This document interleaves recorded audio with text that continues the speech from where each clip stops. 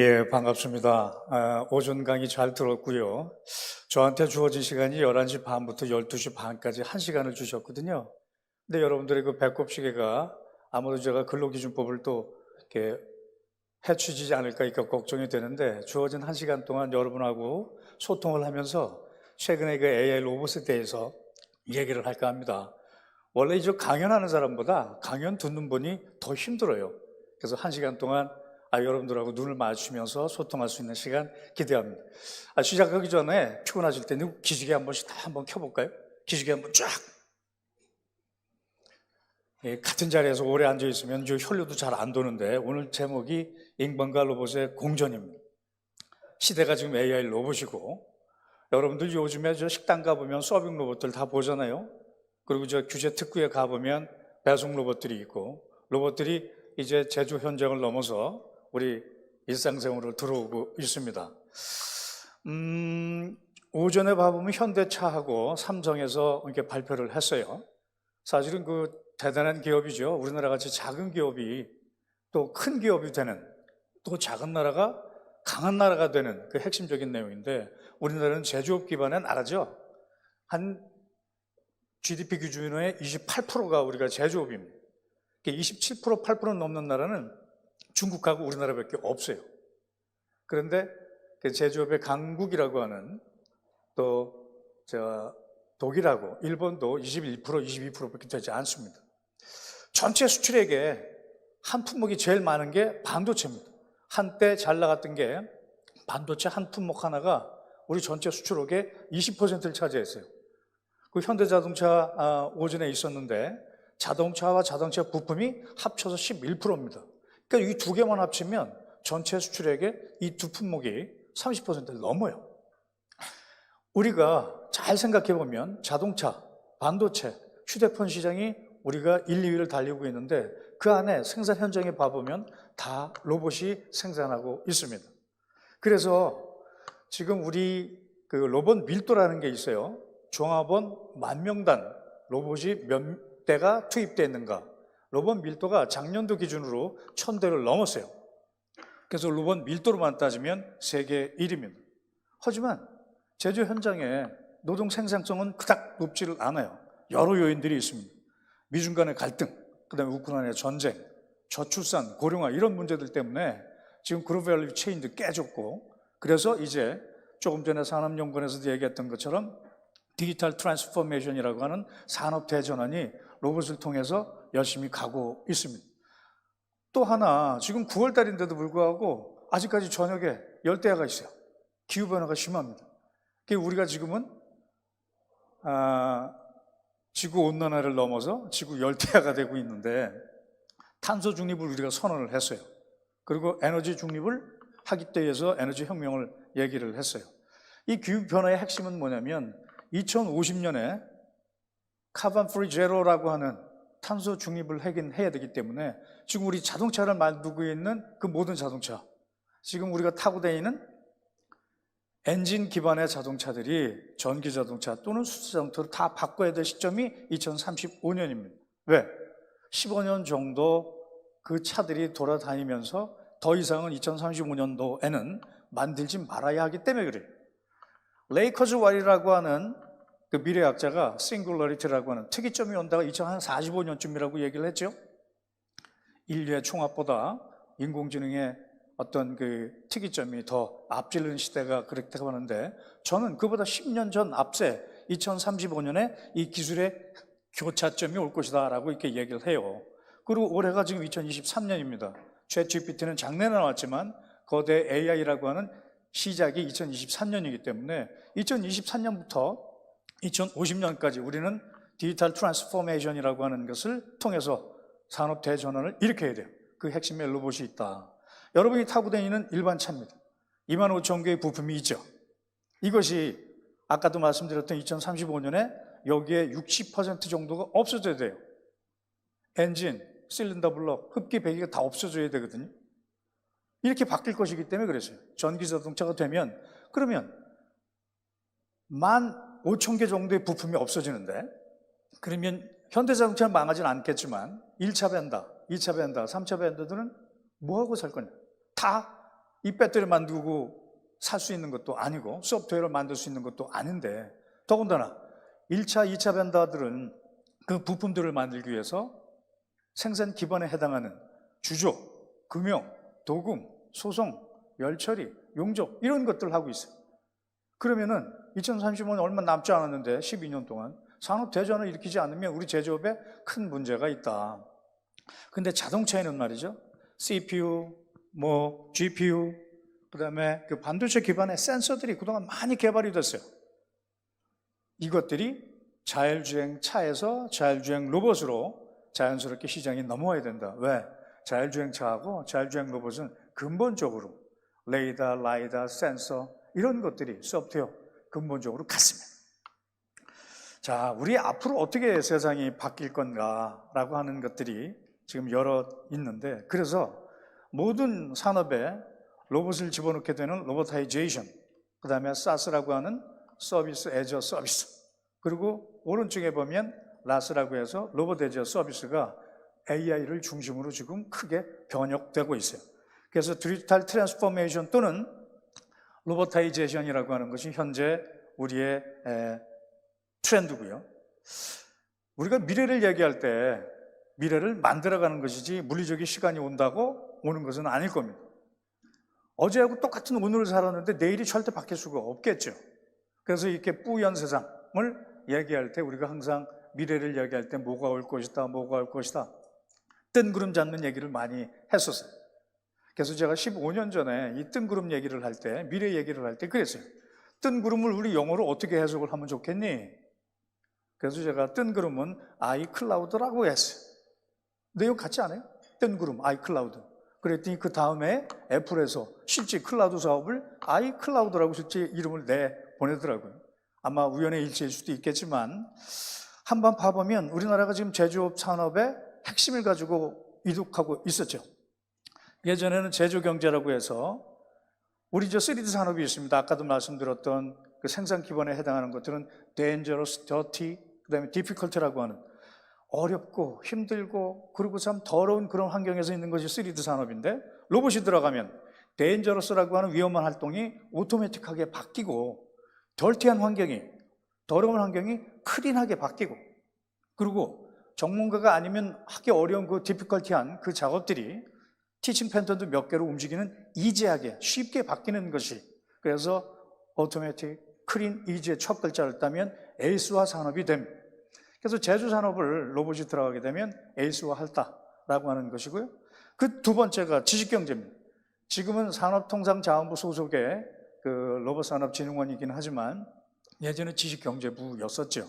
그때 핵심은 뭐냐면 플랫폼입니다. 하드웨어 플랫폼, 소프트웨어 플랫폼이 또 다른 생태계를 가지고 움직이고 있기 때문에 지식이 돈이 되는 지식경제 시대가 있었어요. 그리고 지금도 그렇지만 얼마 전까지 우리는 융합산업이라고 하는 것을 가지고 컨버전스를, 뉴딜 경제를 일으켜 왔었습니다. 이게 최근에 15년 동안에 이루고 있는 것을 제가 한 장토로 한번 만들어 본 것인데, 위에는 IT 오리엔티드계, 과학기술계, 산업기술계가 움직이고 있다는 거예요. 하나는 보면 I는 인더스트리얼이라고 하는 산업 대전환, T는 테크놀로지 트랜스포메이션, 이것이 오가니제이션이라고 하는 조직 체원으로 움직이고 있는 산업계와 과학기술계의 역할이라면, 융합적으로 이 에코시스템은 생태계를 얘기하기도 하지만 이른바 여기는 인문사회계열 또는 예술계의 흐름입니다. 엔터테인먼트라고 하는 이 E가 이카노미라고 하는 경제로 바뀐 지가 오래됐어요. BTS가 돈 벌고 있는 것, 방시혁 사장이 돈 벌고 있는 게 이제는 한 기업보다도 더 크게 영향력을 주고 있는 에너지를 갖고 있어요. C라고 하는 컨텐츠입니다. 이 컨텐츠의 힘이 대단하죠. 지금 우리는 이 5호라고 하는 OTT에 지금 넷플릭스나 디즈니 플러스 같은 게 보면 오징어 게임에서 시작했던 이 컨텐츠가 지금 우리는 학교, 아니면 글로리, 또 최근에 있었던 DP2, 지금 하고 있는 무빙, 이런 것들이 컨텐츠가 거기서 단연히 끝나지 않는다는 거예요. 웹툰에서 시작했지만 드라마로, 영화로 계속 확산되는 그런 내용들을 갖고 있는 것이 최근의 트렌드다라고 하는 그런 내용. 근데 사실은 디지털 트랜스포메이션은 영화 쪽에서 더 먼저 했습니다. 우리는 지금 현대자동차에서 싱가포르 공장을 디지털 트윈으로 만들고 있지만 영화 쪽으로는 창작적으로 벌써 만들었어요. 명랑이라고 하는 영화 만들 때 실제 바닷가에서 찍었지만 한산이라고 하는 영화를 찍을 때는 바닷가에 나가 찍지 않고 실내에서 그 물방울들, 그 바다를 다 디지털로 만들었어요. 이렇게 돼서 과학기술과 또 문화계가, 영화계가 함께 혼용되면서 계속 발전해 왔다라고 하는 것이 컨버전스입니다. 그럼 앞으로 어떻게 될 것인가? 지금 X라고 하는 것, 이것은 멀티플이라고 하는 곱하기의 내용일 수도 있지만 산업이 전환되고 있는 큰 틀이기도 합니다. 그래서 디지털 트랜스포메이션, 로보타이제이션, 그 다음에 UX라고 하는 개념에 우리는 사용자의 편의, 사용자에 관계된 내용을 지금 핵심적인 내용으로 그간 15년 동안 앞으로 갈 산업과 경제 시대의 전환을 한번 정리를 해봤습니다. 두 번째 세션인데 로봇 기반 DX라고 하는 것을 설명을 좀 드리려고 합니다. 지금 우리는 AI라고 하는 것, 그 디지털 트랜스포메이션이라고 하는 것, 그 다음에 사람의 편의에 의한 UX가, 유저 익스피리언스가 핵심인 것이 비즈니스가 되어 가고 있죠. 그런데 말이죠. 우리가 테크놀로지를 봐보면 트렌드가 깊게 AI의 핵심적인 것이 일단 학문적으로 있었습니다. 엑스퍼트 시스템 중앙에 있죠. 이것은 사실은 전문가 시스템이에요. 그래서 마이스터가 하고 있는 그 내용들을 알고리즘화 했었고 변호사나 의사가 하고 있었던 그런 행동이며 추론 내용들을 계속 엑스퍼트 시스템으로 학문적으로만 있었어요. 맨 위에 뉴럴 네트워크, 인공신경망입니다. 이것들이 사실 기본이죠. 아주 몇십 년 전에 저도 이걸로 논문을 썼지만 지금은 이게 학문을 넘어서 비즈니스가 되고 있는 거예요. 맨 마지막에 이 강화학습이라고 하는 딥러닝도 결국은 이 세 개가 ABC에 관계된 핵심적인 요소이기도 하지만 이게 컴퓨팅 파워가 60년 전에 비해서 거의 1조가 빨라졌기 때문에 그렇습니다. 자, 지금의 트렌드가 어떻게 되나요? 공교롭게도 7개의 디지털 트랜스포메이션에 7가지 기술이 있습니다. 이 H는 휴먼이라고 하는 사람인데 A부터 G까지가 보는데 전부 다 사람을 위한 기술로 돼야 된다는 얘기입니다. A는 AI, B는 블록체인, C는 클라우드, D는 디지털 데이터, E는 엣지 컴퓨팅, 그 다음에 F는 펌웨어입니다. E와 F를 제일 잘하는 게 엔비디아예요. 엣지 컴퓨팅 잘하고요. 펌웨어는 소프트웨어와 하드웨어의 결합입니다. 이 G는 5G, 6G의 통신을 얘기합니다. 이런 것들이 결국은 움직여줘야 이게 디지털 트랜스포메이션, 비즈니스가 될 수 있다라고 하는 말씀입니다. 현재 이렇습니다. 우리는 아침에 일어나서부터 핸드폰, 그 다음에 우리 AI와 빅데이터, 클라우드라고 하는 디지털 데이터를 계속 생성을 합니다. 우리는 계속 소비를 하면서 계속 또 생성을 해요. 그 연결성은 얘기했었던 것처럼 AR, VR도 그렇지만 엣지 컴퓨팅, IoT, IoE라고 하는 것이 결국은 로보틱스라고 하는 내용으로 가고 있다.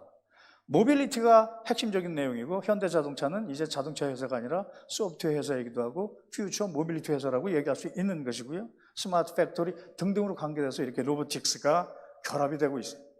우리는 핸드폰을 갖고 있으면서 정말 스마트한 사람이 됐습니다. 그래서 이 스마트라고 하는 개념을 저는 어떻게 생각하고 싶으냐면 여러분들 한번 생각해 볼까요? S는 센스 있는 사람, M은 매너 있는 사람, A는 ability라고 하는 능력 있는 사람, R은 reasonable이라고 하는 합리적인 사람, T는 트렌드를 아는 사람이라고 제가 나름대로 정의를 했는데 동의하실 수 있을까요? 네, 끄덕끄덕 그러죠. 고맙습니다. 만약에 저 스마트 팩토리라고 한다 그러면 센싱 기반한 매니팩처링 그리고 AI와 로봇으로 디지털 트랜스포메이션을 한 것이 스마트 팩토리라고 이렇게 얘기를 하고 싶습니다. 이것들을 잘하고 있는 여러 나라가 있고 우리나라도 그 잘하고 있는데 올해 CES에 이 농기계 회사죠. 존디어라고 하는 미국 회사입니다. 더 이상 농기계 회사라고 그러지 않고 소프트웨어 회사 또는 AI 회사라고 얘기를 해요. 그도 그럴 것이 모든 데이터를 갖고 있어요. 그래서 올해 가장 잘 팔릴 작물을 알고 있어요. 그리고 어디로 수출을 하면 가장 잘 수출이 될 줄도 알고 있어요. 그리고 농기계 고장 났다, 사람이 안 가요. 먼 거리로 핸드폰으로 원격으로 제어하고 고칩니다. 봐보면 이 드론도 이렇게 농기계에서 자기 스스로 농약을 살포하고 들어가는 기술까지도, 그리고 어디가 더 병충해가 필요한지라고 하는 것들도 AI가 이제 잘 하고 있는 그런 내용들이 되고 있어요. 우리나라도 물론 잘하고 있는 나라 중에 하나입니다. 물건이 담긴 1000kg에 달하는 선반을 QR코드에 맞춰 척척 운반하고 담당 직원에게 전달합니다. 또 다른 곳에선 버튼을 한 번만 누르면 무인 지게차가 나타나 대용량 제품을 필요한 곳으로 옮겨줍니다. AI로 무장된 천여 대 로봇 덕분에 축구장 46개 크기에 달하는 풀필먼트 물류센터를 최소 인력으로 운영하는 것이 가능합니다. 업무 강도가 낮아진 것은 물론 근로 환경도 한결 안전해졌습니다.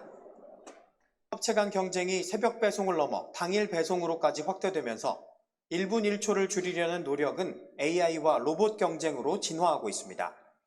우리나라뿐만이 아니고 그 아마존에서 키바라고 하는 로봇을 도입을 하면서 물류가 6배가 빨라졌어요.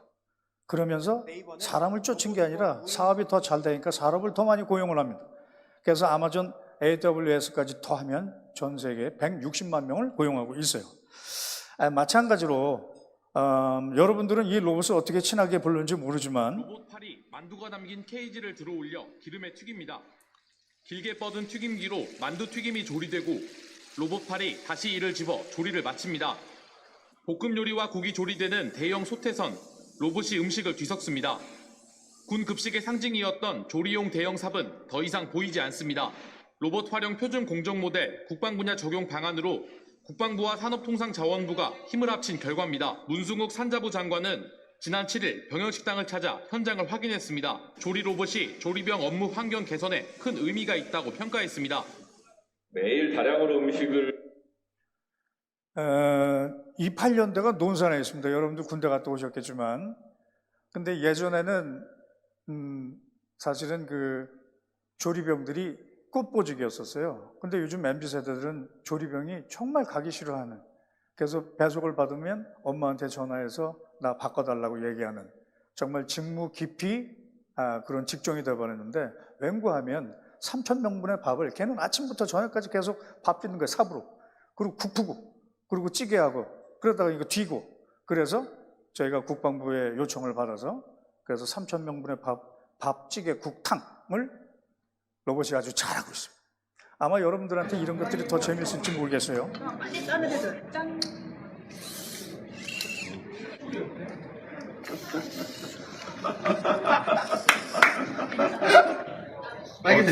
취했어.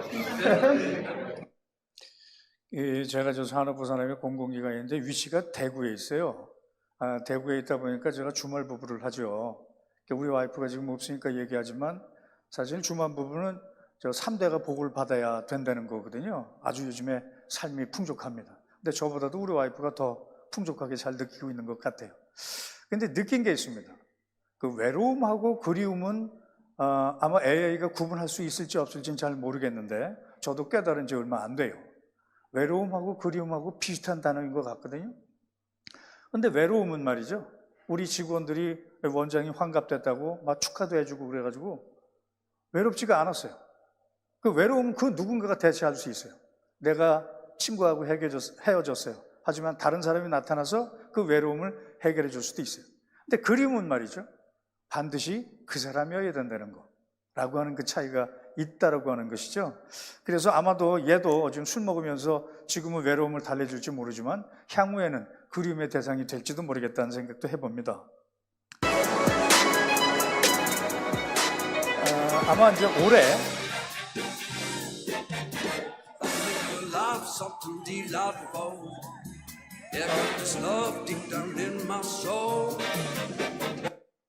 올해 그 레인보우 로보틱스 뭐 등등으로 해서 우리 로봇 업계가 지금 잘 나가고 있습니다.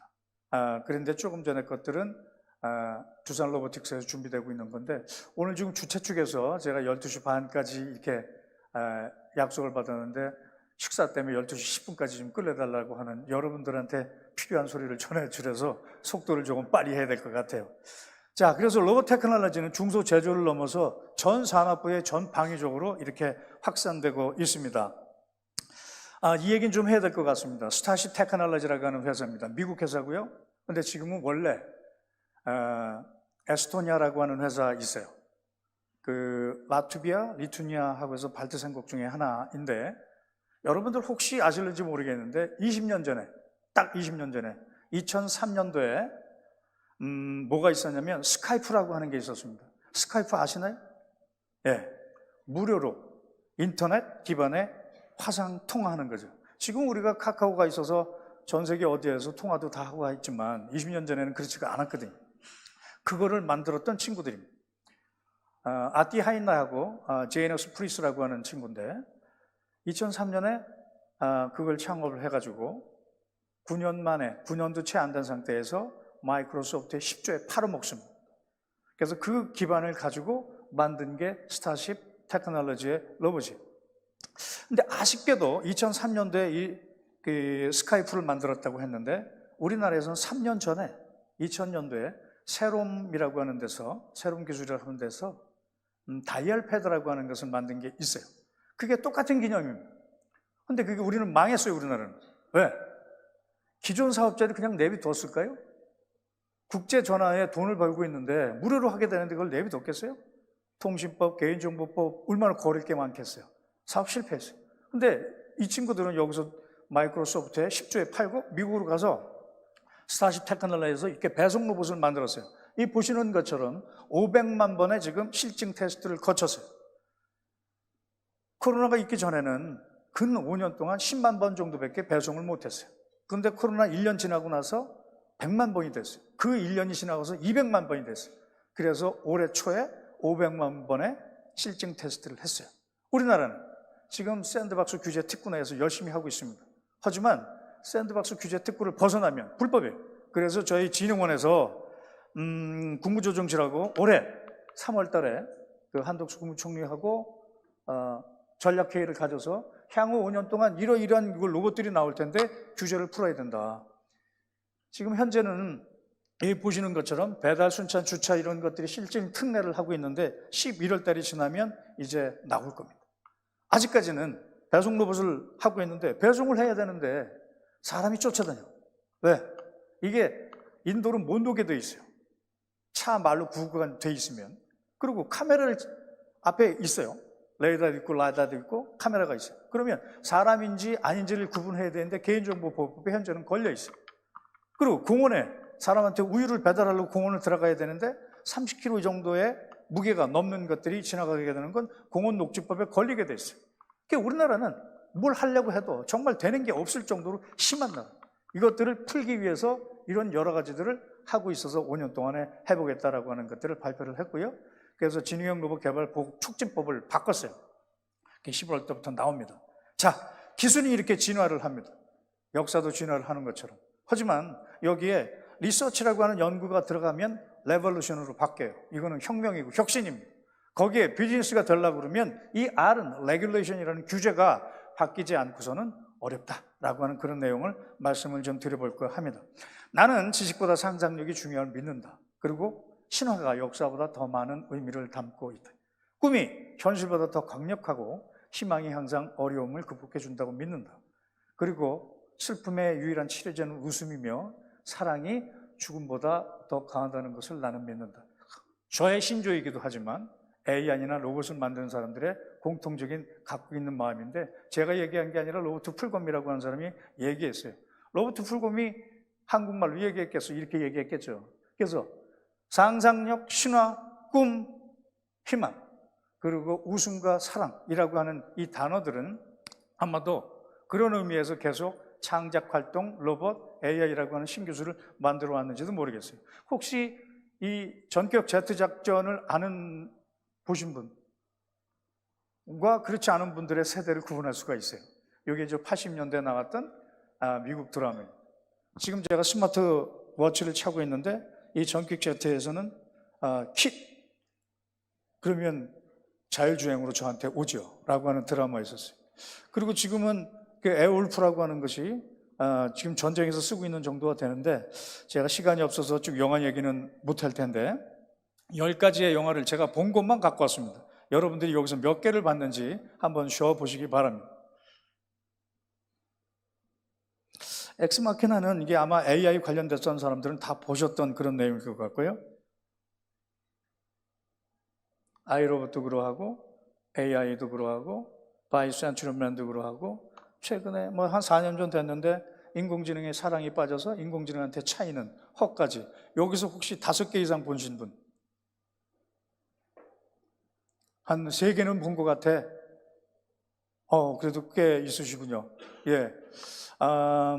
이거는 보셨나요? 예. 데드 레코닝이라고 하는 이런 것들은 추측 항법이라고 하는 그런 뜻을 갖고 있습니다. AI 기본에 추론을 해서 항법을 하는 거예요. 시작 초기에 봐보면 AI가 사실은 어뢰를 쏘게끔 하고 아닌 게 들통이 나서 사실은 돌아와서 자폭하게 되는 그런 경우가 있는데 어찌됐든 디지털을 넘기 위해서 사실은 탐 크루즈가 아날로그로 싸우잖아요. 이 로봇은 그렇습니다.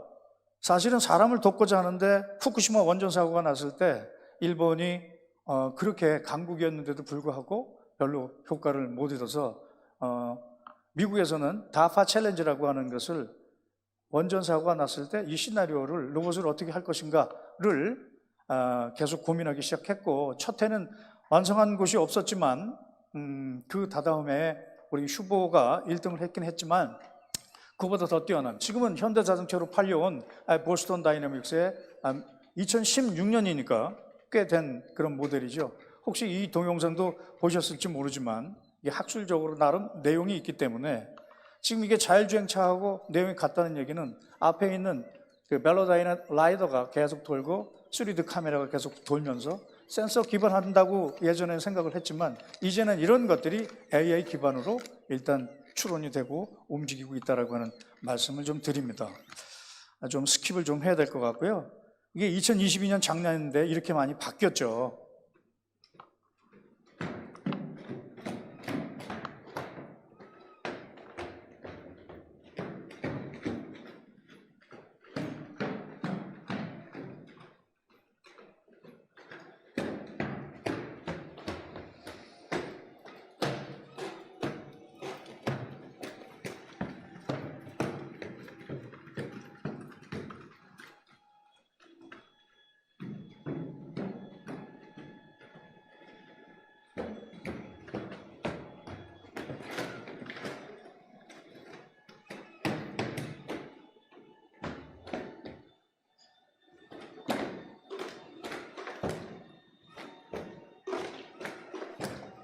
이 동영상에서 많이 보셨을 거예요. 사실은 그 로봇을 만들고 있는 사람이 이걸 봐보면 야 대단하다라고 느낄 수가 있어요. 사람의 동작을 재현하기 때문에 휴머노이드라고 합니다. kde postoupil do druhé.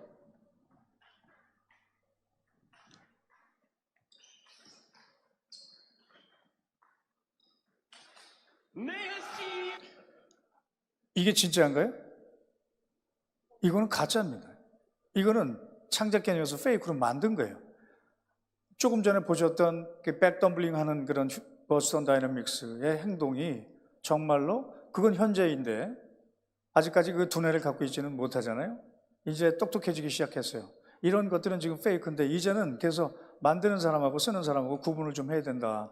제가 전 직장이 한국상상기술연구원이라고 하는 정보출연연구소에서 30년 넘게 연구자 생활을 했었습니다. 사람의 표정을 닮은 그런 로봇들을 계속 만들고 있는데 그거를 이제 에버 시리즈라고 해요. 이브라고 하는 여자와 로봇이라고 하는 철자를 써서 만들고 있었는데 이거는 이제 안드로이드 로봇인데 지금은 에버 6의 버전이 지금 최수열 지휘자하고 국립극장 해오름에서 학습을 통해서 지휘를 했습니다. 이거는 지금 영국 회사인데 아메카의 휴머노이드는 아니고요. 안드로이드 로봇인데 이제 챗GPT에 해당하는 내용들을 얘가 이식하기 시작했거든요. 질문을 던집니다. 그래서 로봇이 사람을 공격할 수 있니 등 또 우크라이나 전쟁 때 지금 드론이 사람을 죽이는 거에 대해서 어떻게 생각해? 라고 하는 불편한 질문을 하니까 짜증을 좀 내요. 그래서 우리는 지금 비행을 쓰든 바드를 쓰든 그게 중요한 게 아니라 어떻게 이제 우리가 살아가야 될 것인가. 왠가하면 이게 저희 조카네 그 개입니다. 저는 그 알러지 비염 때문에 개를 별로 좋아하지 않는데 맨날 우리 집에 데리고 와요. 그래서 제가 여러분들 잘 쓰고 계시는 그 프로그램 있죠? 미드저니. 그걸 가지고 이렇게 한번 만들어 봤어요. 이쁘죠? 만약에 이거를 예전에 돈 주고 어떻게 제가 주문을 했냐면 디즈니랜드의 픽사에 나오는 주인공으로 만들어 달라고 했더니 이렇게 그림을 이쁘게 다 그려줬어요. 옛날에 이거 그리려고 그러면 돈 좀 썼을 거예요. 자, 이렇게 이제 페이크가 있고요. 그래서 지금 AI는 위험하다고 앨런 머스크도 지금 얘기를 하고 여러 사람들이 이렇게 얘기를 하고 있고 뇌 닮은 것들을 하고 있고요. 우리 지금 제프리 힌턴 교수는 백프로파게이션이라고 하는 인공지능의 대가입니다. 구글에 계셨기도 했고요. 그러니까 좀 여러 가지 어려움들이 있다라고 하는 샘 울트만이 지지난달에 왔었죠. 그래서 로봇 쪽도 사실은 윤리가 필요하다. 왠고하면 지금 이 국방 쪽에 이건 사실 미국의 퓨처 컴뱃 시스템에 예전에 나왔고 이거보다 버전이 더 오래됐습니다. 더욱더 정교하게 됐어요. 이쪽 보시면 사람이 없어요. 다 지금 전쟁을 통해서 가고 있는데 아이로봇이라고 하는 룸바라고 하는 청소기를 만들던 회사입니다. 아이로봇. 패컷이라고 하는 로봇으로 이라크 전쟁 때 돈을 무지하게 많이 벌었어요. 그 앞에는 카메라가 달려있고 적진에 일단 보내놓고 그러고 나서 정체를 한 다음에 나머지 드론을 보내서 폭격을 하는 여러 가지의 내용들이 있습니다. 우리나라도 작년에 본의 아니라고 하는 표현은 지금 우크라이나 전쟁이 빨리 끝나야 되는데 끝날 것 같지가 않아요. 원래 3개월 안에 끝났어야 될 전장인데 이게 지금 1년 넘게 지났어요. 이제는 재래식 무기 다 써야 하고 그리고 신무기들도 다 쏴봐야 하고 이제는 재건을 어떻게 할래? 라고 하는 경제적 측면에서 정치를 개입되지 않으면 안 끝나는 사업으로 되어 있습니다. 우리 하나 쪽에서도 지금 국방적으로 엄청나게 돈을 벌고 있는데 작년만 21조예요. 계약만 100조를 했어요. 우리가 지금 윗동네에 그 정신없는 애들이 북한 때문에 우리는 계속 국방 작업을 하다 보니까 본의 아니게 독일 전체가 유명했는데 지금 납품을 주문받으면 2년 반, 3년이 걸려요. 근데 우리는 3개월 안에 폴란드로 수출을 합니다. 이게 보스턴 다이나믹스의 2008년도에 그 빅독 군사용으로 만들기 시작했었던 사족보행 로봇입니다. 제가 있었던 한국생산기술연구원에 제가 본부장 시절에 만들었던 저희 사족보행 로봇입니다. 아마도 조금 전에 보셨던 거하고 이거하고 보면 프로 선수하고 지금 그렇지 않은 거하고 이런 차이가 있을 것 같기도 해요. 그런데 말이죠. 잘 보시면 지금은 누군 것 같습니까? 저입니다. 예, 제가 지금 안경을 쓰고 있는데 35년 전에 카이스트에서 연구원 생활할 때 1988년도 이게 국내 최초의 사족보행 로봇이었고요. 제가 그때 여러 사람들, 그러니까 지금은 작고하신 전기전자공학과의 변증남 교수님이 총괄 책임자셨고 저는 기계공학과의 유용상 교수님 랩의 연구원이었었어요. 그때는 여러 사람들이 했습니다. 총괄은 카이스트에서 했지만 기계연구원과 에트리가 거의 한 40명 정도가 몇 억 정도에 해당하는 35년 정도의 몇 억이면 지금은 몇백억 정도 되겠죠. 그 돈을 가지고 3년 동안 실제로 이런 로봇들을 만들었어요. 카이스트에서 만들었다고 카이저라고 하는 매년 만들었어요.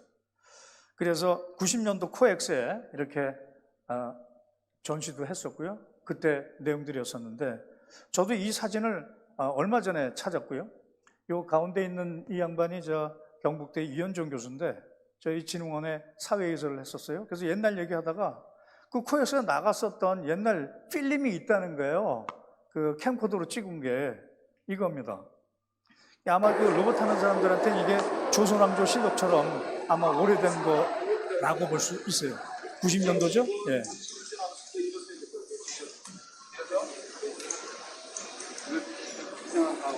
기계 생산인 준비를 위해서 자세한 설명과 함께 진행하도록 하겠습니다. 이와 유사한 그런 로봇은 동경대학의 일본의 동경대학의 지금이나 옛날이나 35년 정도 흘렀는데 목소리는 그닥 변한 것 같지는 않죠? 급사하긴 하지만 타이탄이 180kg인 반면에 저희 거는 65kg의 자중을 갖고 있습니다.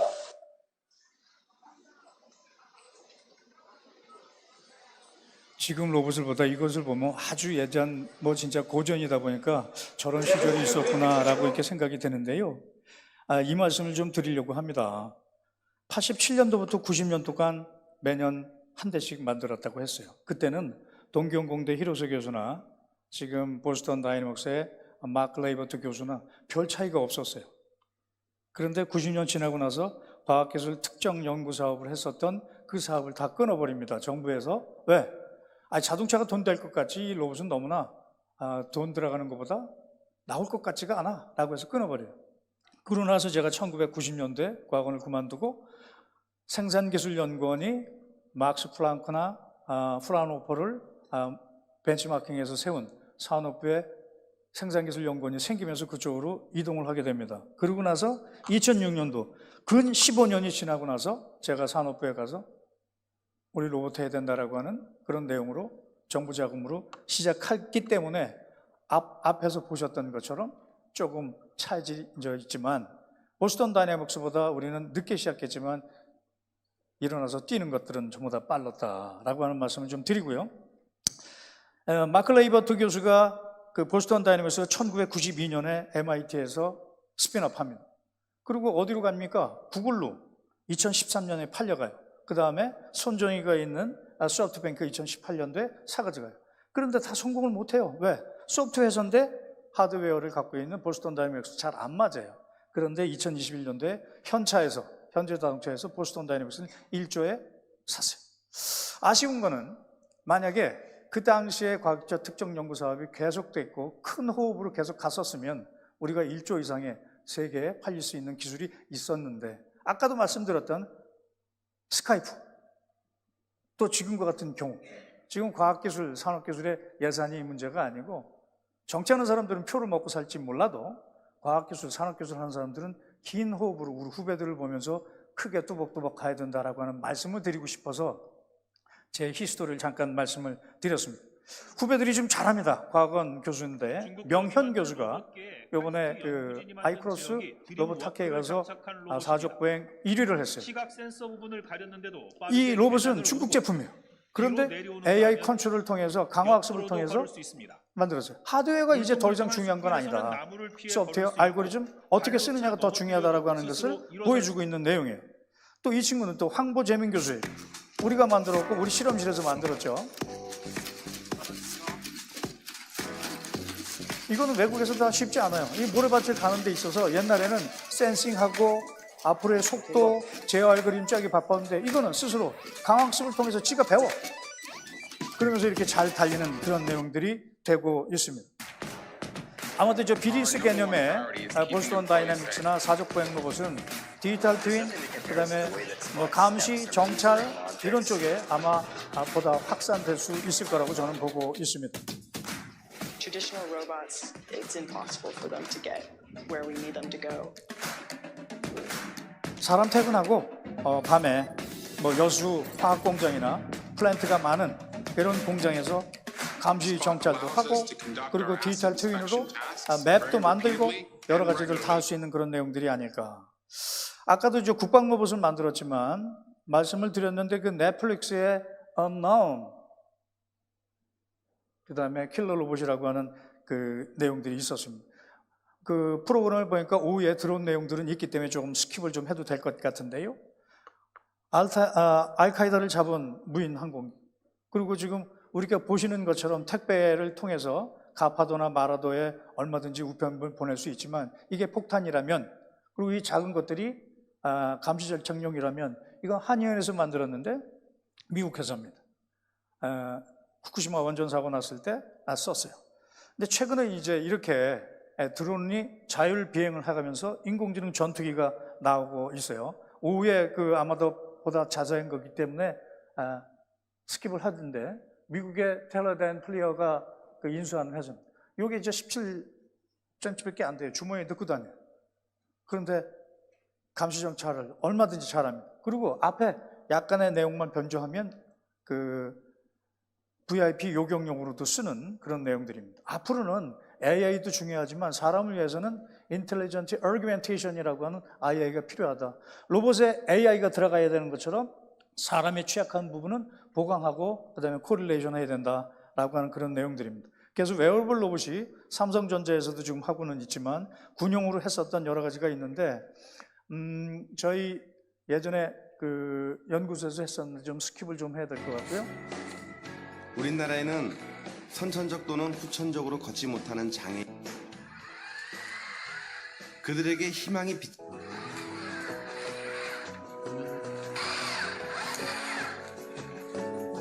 다친 지 한 9년 만에 일어서 그죠?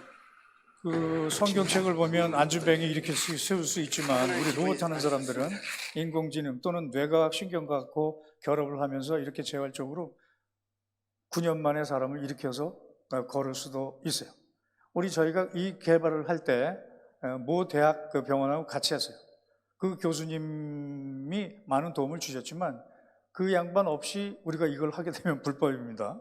어찌됐든 이런 내용들을 통해서 말씀드렸던 것은 이렇게 환자, 그다음에 그 근골격계에 해당하는 노인들, 슈퍼솔저까지 똑같은 그 기술 개발이라 할지라도 이렇게 파생될 수 있다. 갖고 있는 우리 그 FA 또는 그 로봇 기술들이 이제는 사람 살리는 기술로 많이 바뀌어지고 있습니다라고 하는 것을 보여주고 싶습니다.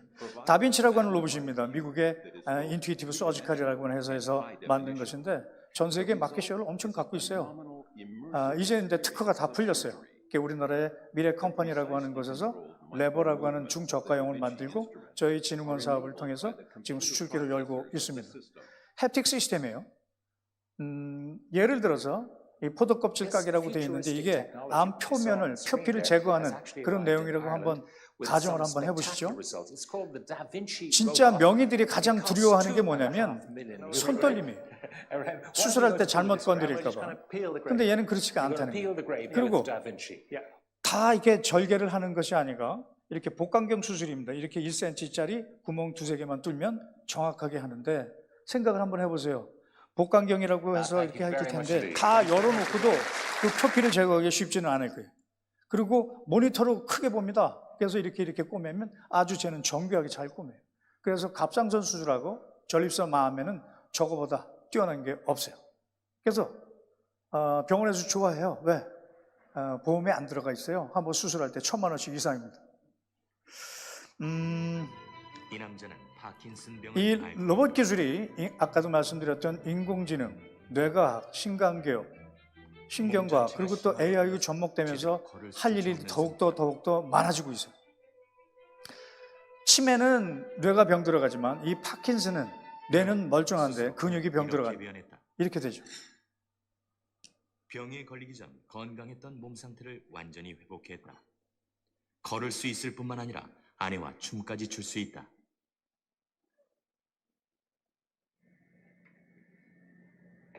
하지만 인공장치의 작동을 멈추면 이렇게 원래의 증상으로 돌아간다.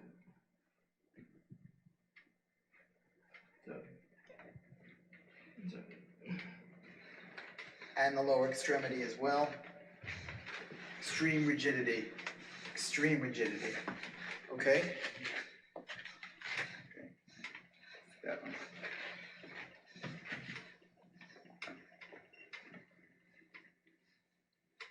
See that right side 의사가 just 다시 relax 장치를 right away. 작동시키자 신호가 전달되면서 몸을 자유롭게 움직일 수 있게 된다. See that left side just 미국에서만 2만여 명의 사람들이 뇌신부 자극술을 위한 삽입 수술을 받았다.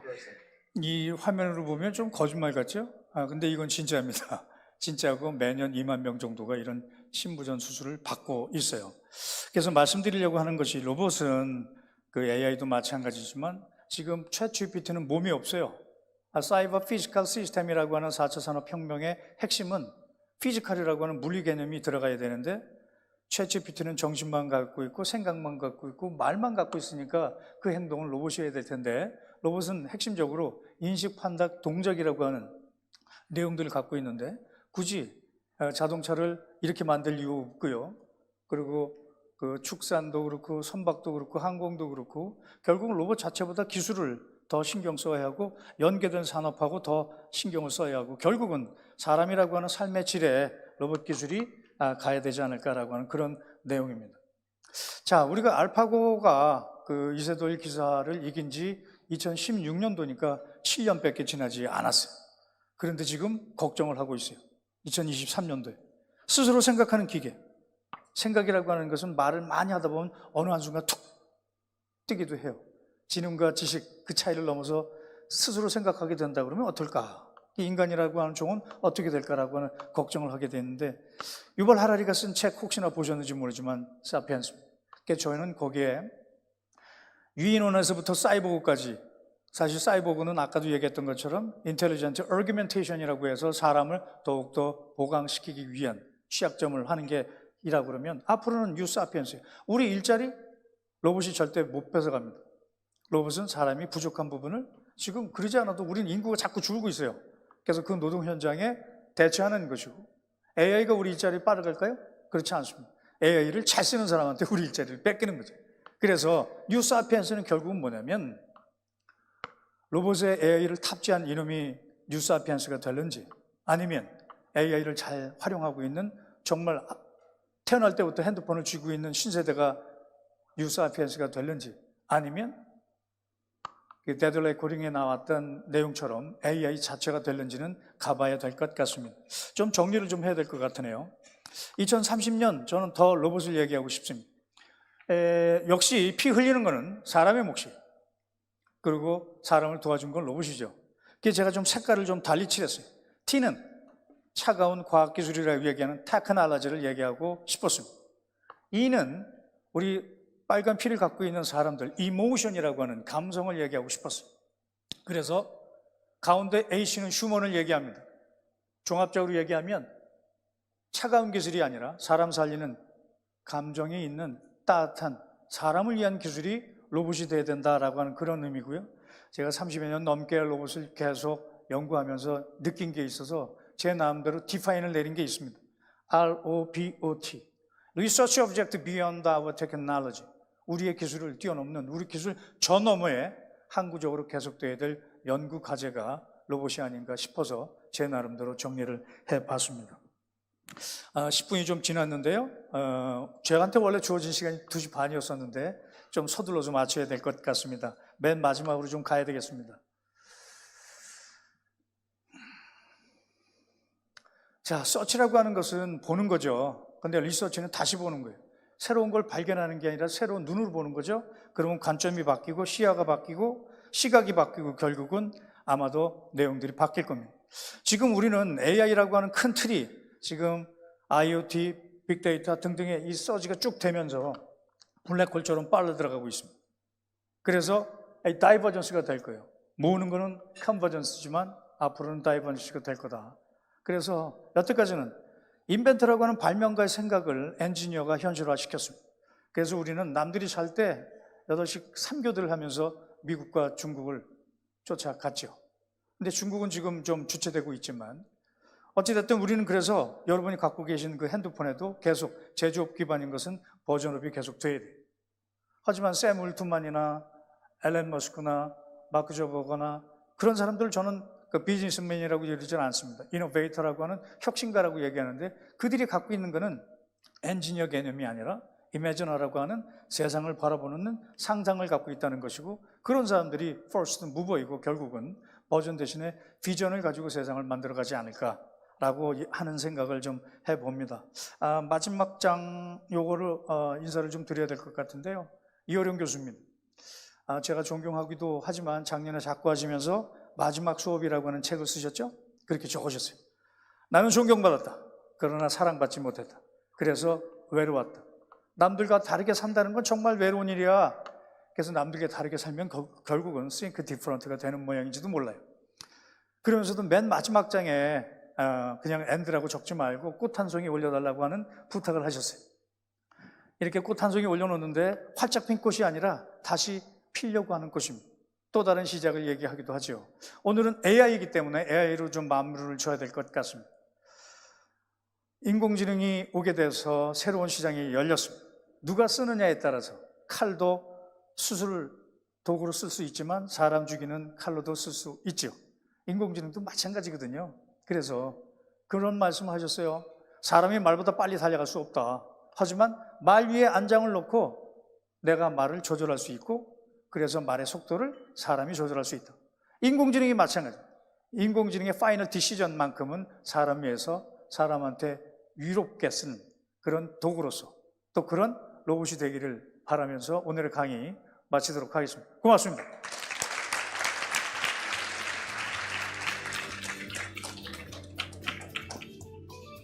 첨단 멀티미디어 시대에 새로운 지평을 열고 있는 글로벌 스마트 미디어 아주미디어 그룹이 2023 신입 경력 기자를 모집합니다.